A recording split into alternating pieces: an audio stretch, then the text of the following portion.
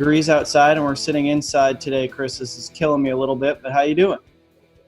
I'm doing great. I got to enjoy it yesterday, Jeff, on Sunday. 80 degrees, spent a little time outside. It was an off day for us, so I can't feel too bad today. Nice. All right. Well, I shot right around 100 on the golf course yesterday, so I don't know if that's enjoying it or not. So obviously, I haven't had a chance to talk to you in a while. You guys went through a whole season, kind of had major FOMO, missing out on everything last year, watching from afar. But I have to admit, I thought of you a little bit while we were traveling, because I know you had a chance to play in Europe for a little while as a young player. So what was that experience like? You were in Slovenia, is that right? That's correct. I mean, it was brief. Like much of my basketball career, it sort of ended with some knee issues. Mm-hmm. I really enjoyed it. I think, sometimes, certain guys aren't cut out to be in a different country and be in a foreign country, be overseas, and feel good about being on their own in a place where they don't speak English very well, when customs and traditions are very, very different, as you got to experience in all the different countries you visited. But I thoroughly enjoyed it. I loved my time, and I lived in a hotel. The amenities were totally different from what you would find in an American hotel. But I sort of grew accustomed to it and enjoyed it. Our gym that we practiced and played our games with was literally a walk across the street. And so, the players on the team were very welcoming, and some of them spoke broken English. It was strange with the guys that didn't speak any English. You just sort of had to look at each other and point and grunt and speak your language even louder, which never mattered. But I enjoyed my time, although it was brief. Were you in Ljubljana or outside of it? So I was about an hour south of Ljubljana, Okay. in a small town called Postojna, Mm-hmm. and which is actually they have some of the biggest caves in the entire world. Okay. Come from all over to go to these caves, a little bit like Mammoth Cave, fairly close on a grandiose scale. So I really enjoyed it. We actually went there a couple times, myself and a couple of the Americans, just to tour around, and so it was really it was interesting, and again, a different culture, a different experience, but one I wouldn't trade for anything in the world. Yeah, absolutely. That's quite an experience for young people. I know Steve Enoch is getting that chance. Yeah. A couple of guys who were in the program before you got here, Quentin Snyder, a bunch of those guys. Were you there? You were there in the early 90s, is that right? Like 93? Yeah, I would have been there in the late summer, early fall of '93. Wow. So that was right around the Dražen Petrovic stuff, and It which was. must have hit that region really hard. Yeah, I was back. I think back in America when that happened, if I recall. But we played a lot of the teams. The split Croatia, and the old Yugoslavia, which was obviously torn apart in civil war, and there was some unrest during my time there. But fortunately, it was several hundred miles away, and so I think my parents and people that knew I was over there were a little concerned, knowing it was 500, 600 miles away, and really wasn't an issue in terms of what I was doing day to day. I didn't think anything of it. It really is it's crazy. I mean, you said kind of the universal basketball language. You just got to point and hope that someone can figure it out on a court. But the stories that I heard about coaches selling meat out of their trunks after practice for players in Lithuania, and they had a goat. There was one guy I know, American college basketball player, went over there. They had a goat sacrifice before a game with their team in Turkey. I mean, the stories are just incredible, but it is a life-altering experience, I would think, for anybody. There are so many, in such a brief time that I was over there, I have so many different stories that people wouldn't believe unless they got to experience them with me. Mm-hmm. I'll never forget coming off the floor of halftime of our first game. And I think it was an exhibition game. It didn't even count in the standings. And because my coach didn't speak very good English, as we were walking off the floor, he and I were last. And I was trying to, again, point and grunt and explain, what I had seen on the floor. And as we went into halftime, we opened up the locker room doors, and there's like billowing smoke everywhere, and every one of my teammates is smoking a cigarette. I'm like, what in the hell is going on? So fortunately when I was younger, my dad smoked, so I wasn't like, terrible with smoke, but there was a lot of it. And so I sat down and I said, I'll just get something to drink and listen to Coach. And so I grab a bottle of water out of the cooler, and it's warm and it's carbonated. And so, you talk about when you have to make adjustments and realize you're not in America anymore. So I come back out at halftime, my uniform smells like smoke, and I'm thirstier than when I started the game. So just things like that were really, really different. Mm-hmm. But something that I cherish, and I really, it made you think about things you take for granted, not necessarily that are conveniences, but just different, and you don't know different until you experience it. Yeah. I was about 2 or 3 days into being in Belgrade, Serbia. We spent a month there, and I went to the Partizan versus Red Star rivalry game, the derby match, derby game that they call it. And I think it's called the Eternal Rivalry, or the Eternal Derby. That's what it's called. So this long, just hatred. I mean, it's like political, all that stuff. And I'm sitting there watching the game, and I noticed that there's only one fan base that has been allowed into the stadium because they were so worried about violence. The smoke, like you said, people are smoking in the arena, so there's just like hanging cloud over it. And the police are also their military. So they had riot gear over the opposing players, and people are throwing like batteries and pens and stuff at the players and stuff. I mean, it was insane. Yeah. No, I can envision that. I've seen some of those videos and stuff from overseas. Fortunately, none of the games that we played in were that nasty or that messy. But, man, I mean, just going to the grocery store was a unique experience. You go in, you're looking for milk, and it's sitting there right on the shelf with no refrigeration.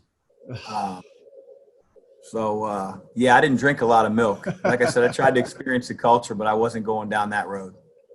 Well, thank you for indulging me on the European stuff. I know that was probably a very influential time in your life. So tell me a little bit. You've had a chance now to watch your team practice and work out for a while. What have you gleaned from this group so far? Well, most of my team, or at least some of my team, yeah. We've been dealing with injury after injury here in the preseason, so it's been a little bit of shuffling, throughout the day, and trying to figure out who's going to be able to practice. So it hasn't been very fluid, to say the least. But we've been going at this thing, Jeff, since really June 1st. When our guys came back.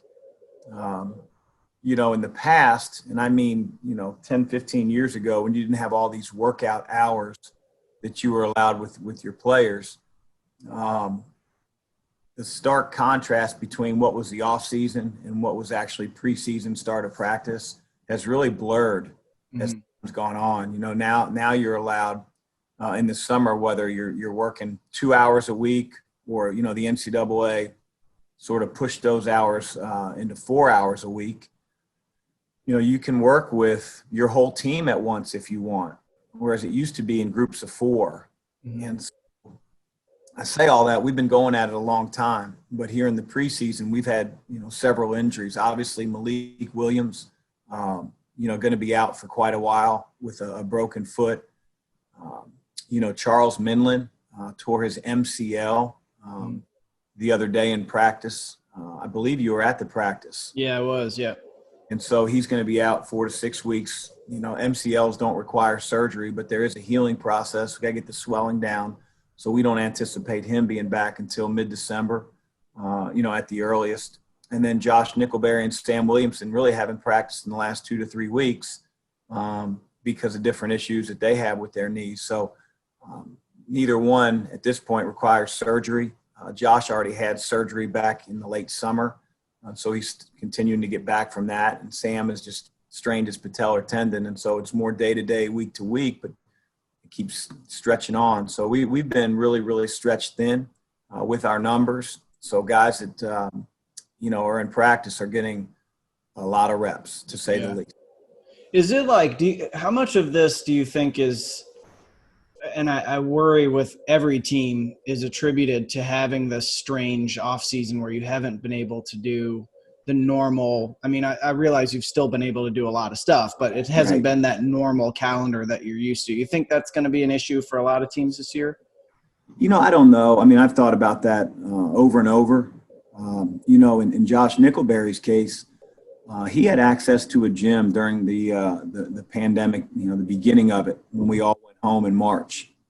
And so I would say he was one of the very few guys on our team that really never had a break from getting in a gym.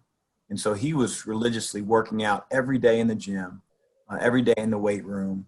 And so when he came back, he was in phenomenal shape and really had a typical off season that an individual player would have prior to them coming back in the summer. And so his injury, I can't say, well, he wasn't in great shape, or, he wasn't in, the shape that you want a guy to be in when you start summer workouts. I mean, I would say he was in as good a shape, if not the best shape, of any player on the team. So in Josh's case, that wouldn't necessarily hold true. Charles, I just think it's a freak injury. Malik, who knows, when we ended our season last year, Jeff, Malik was still trying to rehab from that severely twisted ankle he suffered against Florida State. And, when he goes home, although he tried to get to a PT's office, some days it was closed, some days the PT couldn't meet. It just wasn't the same, working with Fred Hina every single day. And that ankle sprain was actually the opposite leg, or opposite foot, I should say, of the one that he had surgically repaired. Oh, okay. Too much on it as he was trying to get that healthy. Who knows?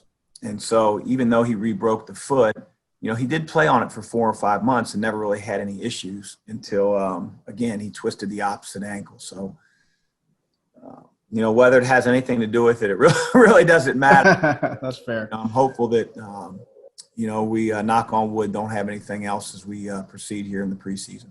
Yeah, that's rough to deal with. I know. I also don't think people realize how much stuff behind the scenes, like the coaches have to figure out, like you said, like trying to get a PT set up for someone when they're home, or worrying about who they're interacting with. I know you said this with Goodman, like they go home for a few days and it's like, who are they interacting with? Has that person been exposed to COVID? You add that in. Right.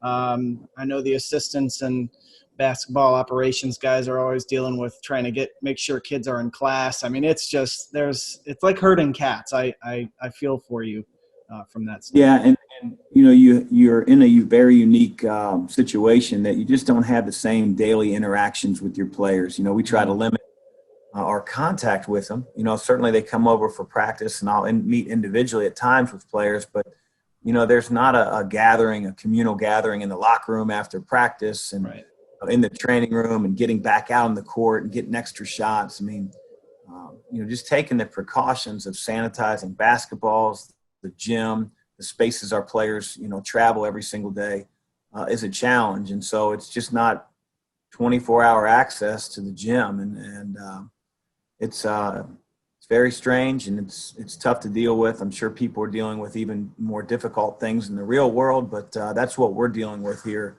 as a college basketball program. I know something that I always noticed from watching you guys prepare for games, you always, at the end of it, seemingly, I don't know if you do it at other practices, but the last shoot around, or the last time you see your guys the day of the game or the night before, you say, I want someone who's watching this game to think that we worked really hard, we're tough, we gave it everything we had. Do you feel like this group has that level of work ethic and toughness that you always ask from your guys? Not yet, but we're getting there. I think we have several inexperienced players, a couple guys that are sophomores now that didn't play a whole lot behind guys like Ryan McMahon, Dwayne Sutton, Jordan Wara. So the understanding of what it takes to be successful at this level. Sometimes you have to be, thrown into the fire before you learn. Hell, last year's team had to learn. We had a preseason scrimmage against Ohio State, and I don't necessarily think our guys were reading the accolades, the preseason accolades prior to the year, but, they're out there, and people anointing you a top 5, top 10 team. And, we played Ohio State. We got our clocks cleaned in the first half. We were down 24 points. And I don't even know if it was that close. Wow. So, we ended up playing much better in the second half, but not enough to close the gap fully. And I think at that point, we had some guys really wake up and we got a lot better. We don't necessarily have that opportunity with no exhibition games allowed, no scrimmages against Division I schools allowed. But, Jeff, we are going to test a couple former players. And we're going to hold a scrimmage against guys that played for Louisville here next week sometime. Get them COVID tested so that, they're obviously not, unaware of having the virus and then spreading it. Yeah. But hopefully that'll give us a really good sense. Some of our guys on, going against a Ryan McMahon, a Dwayne Sutton, some other players that are, kind enough to come over and scrimmage against our guys before we get it rolling on November 25th. Man, that'll be baptism by fire for those guys. That's those are not going to be easy guys for the freshmen to have to go against. And that's what we want it, to be, because again, we're going to be playing guys like a Dwayne Sutton and other programs, and guys that can shoot like a Ryan McMahon and Kristen Cunningham with the ability to get in the lane, And so there's a couple other guys that are going to be really big challenges for our team, and we need those challenges because again, you get to know who you're playing against every day, their strengths and weaknesses. This will be as good of game action as we can get prior to our season. Yeah, there's a great story from when Donovan Mitchell was going between his freshman and sophomore year. He and Deng Adele would go play in these midnight runs against like Rajon Rondo and Larry O'Bannon and all these guys. And I mean, they kept up with them as you would expect your guys to be able to, hey, get up and down the floor and play with them. But you also get your ass kicked a little bit. And I think that helps. That teaches you what the level that you've got to reach and kind of aspire to. So I think really helpful. I think, nobody wants to fail, whether it's in a game of one-on-one or a game itself, but failure is the best teacher. And, it teaches you humility, certainly, and gives you the ability to learn, how you have to do things better or what your approach needs to be or how much stronger or what kind of angle you need to take defensively. And we need to learn those things from some guys that are a little bit more accomplished than our players collegiately. And we're going to get that with a few of the guys that we bring in next week. So last couple of things I want to ask you about. One is I'm always interested from a coach's standpoint. Speaking of Donovan Mitchell, when you talk about a guy like David Johnson or Sam Williamson who is expected to make that jump to a critical role for you as a sophomore after a freshman season, does the coaching have to change from when they're first coming in? Do you take pretty much the same approach? How do you handle guys like that as you're trying to help them make that jump into really critical roles for you guys? Yeah, I mean, I think that, it's very individual. I think, one size doesn't fit all. I think your approach with each player has to be a little different. Certainly, holding players to a high standard and holding them and making them accountable to your system. As freshmen that are coming in the door, they have to learn. Again, sometimes that's baptism by fire, but, they have to learn your terminology. They have to learn the speed of the game, and a lot of that can't happen until they get exposed to it. And so practice after practice after practice helps that. Our guys that have turned into sophomores now, they have that experience. They've been on the game floor. They've been in practices. They've heard your terminology. So I think there's a level of accountability that's much greater than when a freshman is hearing it for the very first time. What role we need them to play, you need to carve that out in practice. You need to meet with them individually. You need to watch tape with your players to sort of show them where they're doing well and where they're coming up short. In a case like David, he needs to be even more verbal than he is. If you're going to have the ball in your hands at times and you're going to be running a team in certain plays and, bringing the ball up the floor, you can't have a quarterback that's going to the line of scrimmage that doesn't say things. Mm-hmm. Tell a guy to go in motion, change the play call when he sees a defense. And, so many guys coming out of high school, Jeff, that's not even part of the equation. Oh, yeah, I wouldn't think so. And so you either learn to do it or you're not able to do it. And David is more than capable, and that's the challenge that we're giving him. We need him to be able to play off of Carleague Jones, and we need him to be able to open his mouth with the experience that he has now as a sophomore. It's okay as a freshman to sort of come in and provide some great moments and some, head-scratching plays that were, wow, I can't believe he can do that. We need consistency now. Mm-hmm. We need great consistency. We need way better defense as a sophomore than you gave as a freshman. And I think we're getting there. You put him with CC at all? Because I know having CC around's got to be really nice for you to kind of indoctrinate the young guys. Yeah, as you know, Christian maybe wasn't blessed with, great size or great athleticism, but, he, in that brain of his, he is a student of the game. These things develop. He always did. And so he is a great resource, for our players. Not only is he young and can really relate in all areas, of a player's life, but there's great respect there, and so I think both David and Carleague have really leaned on CC, at times even away from the practice court to get his observations and also his guidance and advice about running the position and, what needs to be done to be successful. One of the things that you guys are having to deal with COVID-19 is, if you have positives, you've got to deal with that whole aftermath of trying to get a kid back to being healthy and all those things. What are the procedures, I guess, that you guys have to deal with if you do have to? I know you have to quarantine. Isn't it like 3 weeks or something? They have to quarantine and they're away from everybody.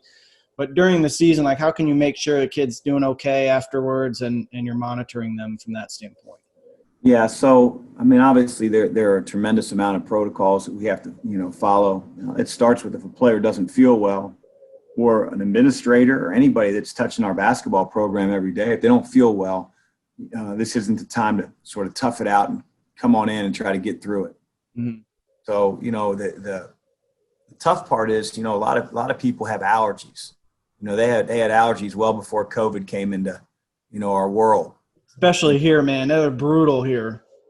Yeah, one of the worst places in the country for allergies. Mm-hmm. So, I know Jordan Wara a year ago, we got to a certain time of the year and it was like, he always, you could see his eyes water and snuffing. And so you have people that are dealing with that. But we tell them stay home. If they feel different at all, please stay home. If a player does get sick, he's immediately tested, and we generally get those results back in the next 2 to 3 hours. Mm-hmm. View of health is awesome in that regard. If they're positive, and knock on wood, Jeff, we haven't had any positives in a long time. Mm-hmm. But if positive, they go in isolation for 10 days. In the last 48 hours or 72 hours of those 10 days, they have to be symptom free to come back. And when I say come back, I don't mean on the practice floor. I mean just around the office, around the practice facility. Mm-hmm. There's several things that they have to do in terms of getting, tested for their heart, from an EKG to, a couple other things that, the doctor has to clear them. And so that usually takes about 17 days if a person's positive. We've had a couple guys, unfortunately, that have been around people that have been direct contacts, and obviously that goes hand in hand with somebody that's positive. We have to, go through contact tracing to see who they've been around.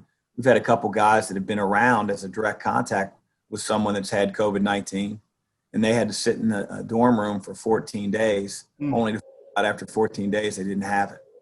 And it's brutal. Now, they don't have the return to play protocol, but you can imagine in 14 days, even if they're doing push-ups and sit-ups and calisthenics in their room, they're still not the same, person or athlete, I should say, that those first couple of days back. They don't have this return to play protocol that someone would have if they had acquired COVID. So, I know you got football, you got all these cancellations, you have postponements. It's going to be very interesting with basketball only having 13 scholarship players on a roster. We have 12. What a positive or two looks like. Yeah, it's going to be a real challenge this season. Last thing before I get you out of here, I got to ask you this because you and I share a deep love of Seinfeld. I always have to ask you about Seinfeld. If you could pick a Seinfeld character who best relates to you as a coach, who would you pick? Coach. I'll probably depend on the moment. Maybe Frank Costanza every now and then if you're really pissed off. That's what did you trade Jay Buhner for? Yeah, that's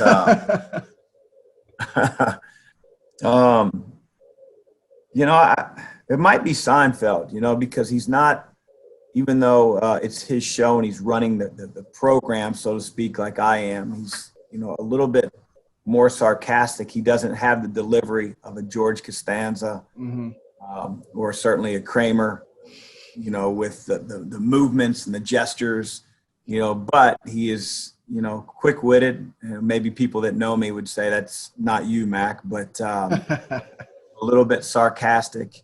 And that's probably the person I would lean on. I try not to be sarcastic with my players, and I mean that sincerely, because, players can't really tell the difference between sarcasm and truth. So that's more the coaching staff and friendships around that I would lean Seinfeld. Yeah, and you got a little bit of that even-keeled nature to you, too. That's definitely Jerry's the straight man. Everybody's revolving around him. I like that. Well, I knew you'd be in a good mood because the Bengals are coming off a bye week, so it's like coming off a win. I knew you'd be happy. Yeah, we actually won the weekend before the bye week. That's so true. Won 2 straight weekends here, Jeff. You got the quarterback now. You got everything going for you. That's very exciting. As long as we don't get him killed, man, he's pretty daggone special. Yeah. See that very early on in his career. Yeah. Well, I've been crying in my beer. I know I'm crying alone, but my Patriots, I grew up in New England, so I actually am a legit Patriots fan. I rooted for them when they were like 2-14 in the early 90s, but they are terrible this year. Hey, Jeff, I'm going to tell you, this is about how many people feel sorry for you for the Patriots not being very good. I know. Bengal fans have been experiencing this for about the last 30 years. So I know. It's okay. Go through a year or two. We're not going to feel sorry for you. Fair enough. That's okay. Well, Chris, I thank you so much for taking some time. I know you're a busy guy, but I appreciate you joining us. Absolutely. Thanks for having me, man. All right. Thanks.